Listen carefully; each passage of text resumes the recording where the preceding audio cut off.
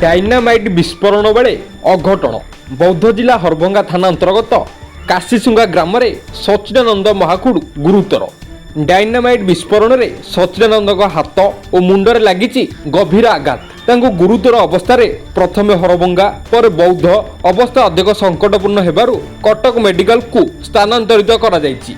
सूचना मुताबिक बौद्ध जिला हरभंगा थाना अंतर्गत कुशसिंगा ग्रामर सच्चिदानंद महाकुड़ निज जमी मध्य एक पत्थर को डायनामाइट लगाई बेआईन भावे विस्फोरण करुथिले।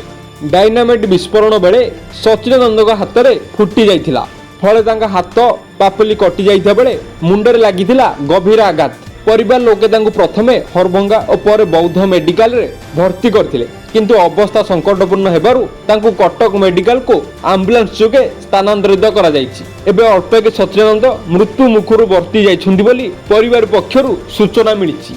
ब्यूरो रिपोर्ट डुमानी टीवी।